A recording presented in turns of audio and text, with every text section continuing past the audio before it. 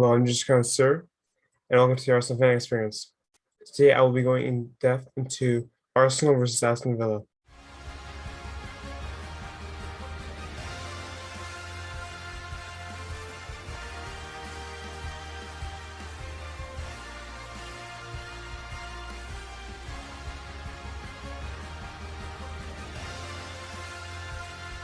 And as we look at the starting lineup today, one notable omission is the loss of Kieran Tierney. Picked up a sore ankle after his performance on after the game on Monday, and that was a big loss. But Nuno Tavares is shown himself to be very underrated in Arsenal's in their team so far, and I thought that overall he proved himself in this game.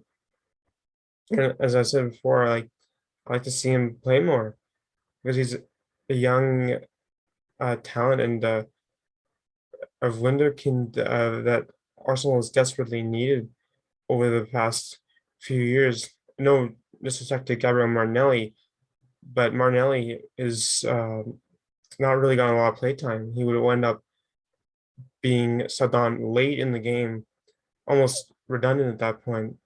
And I wonder what the future has in store for him. Potentially a loan to its lower level team maybe in January transfer window.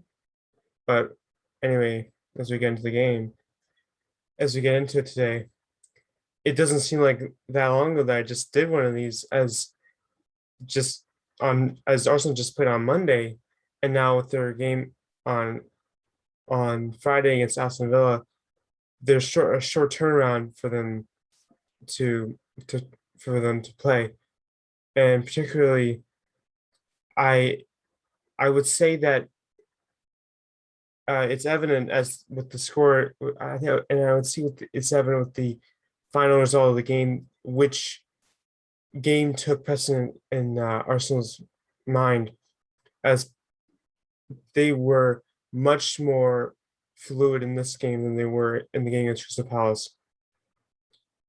As particularly, even 30 seconds in, that was evident as the tone was really set after Ollie Watkins fouled um, Gabriel early in the match.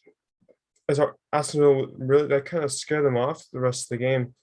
Meanwhile, it gave Arsenal the momentum and the confidence to push forward, and that they did. As very early on, they'd have a couple of great chances with Thomas Partey hitting the post, and he would ultimately be granted his goal off of a corner to give Arsenal 1-0 lead. And surprisingly, I believe it was his first goal with Arsenal, and it's a long time coming, as he's had a lot of great chances early on in his career with Arsenal. And one player for Arsenal who once again was all over the field today, Bukayo Saka, not surprisingly, as he had a chance to score through 2 to 3 goals in this game. But again, his finishing was lacking in that sense. And if he'd just maybe taken one touch, he may have been able to put it in the back of the net. But it is what it is. It is in that he's in those situations he was forced to shoot with his weaker foot, that being his right foot. So I can sympathize with him in that sense. As we approach the end of the first half, Arsenal was really pressuring Aston Villa, and that resulted in a very controversial call near the end of the first half, where it looked like Alexander Lacazette was fouled in the box.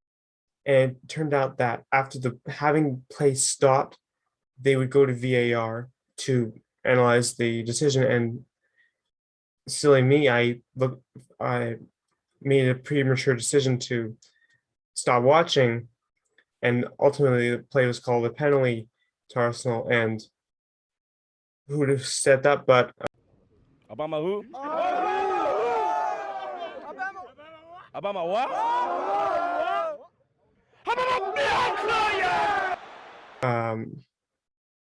Pierre Aubameyang, and with Aubameyang usually having a very successful penalty kick record,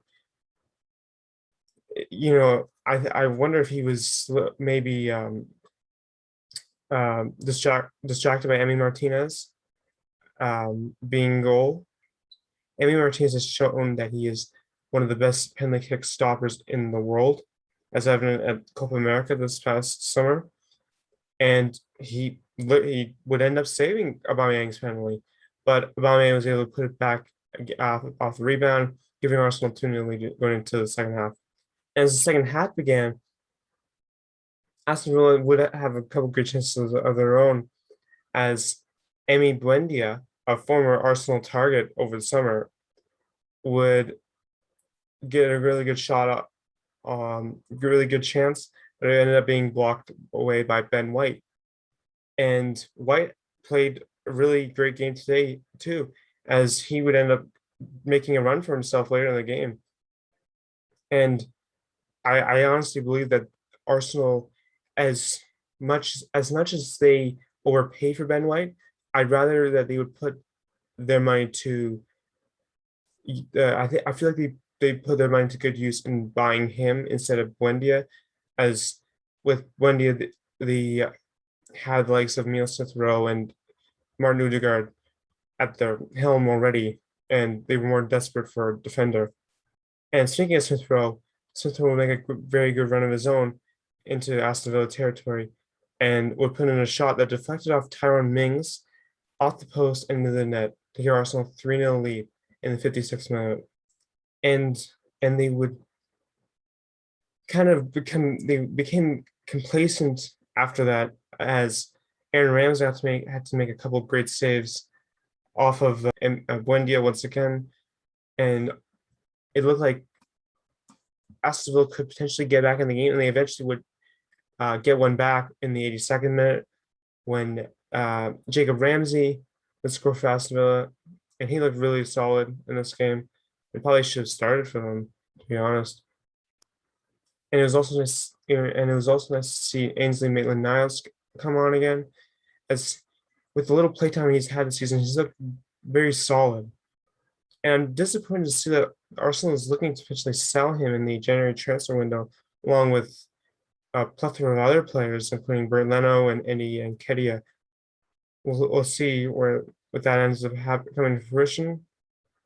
But Arsenal still needs depth, and guys like Maitland-Niles and Nketiah are crucial to their success. But overall, my final thoughts on the game, with Arsenal being victorious over Aston Villa 3-1, are that Arsenal was much more prepared for this game than they were against Crystal Palace. They took control and they never really let up.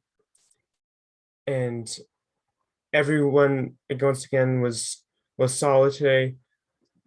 There's really no major criticisms I need to make in their performance today. And I think it all comes down to Mikel Arteta's tactics, as he was much more aware of where Arsenal stood against Aston Villa, as they're much more as compared to Crystal Palace, who are a much more mysterious and deceiving team with their tactics and their capabilities. Aston Villa is a lot more straightforward in that if you just block out Danny Ings or Ollie Watkins, they really can't get any offense going, and that was evident today. And with this win, Arsenal moves up into the top half of the table for the first time this season, and that's a very incredible accomplishment after their horrendous start. And as they look to take on Leicester City next week, only time will tell if they can continue moving up the table, because at the moment they're only 1 point out of fifth in the Premier League, which is unbelievable how static it is at the moment. So anyway, leave a like and subscribe to see more of my analysis to Arsenal's games. And join me next time as Arsenal takes on Leicester City. Arrivederci.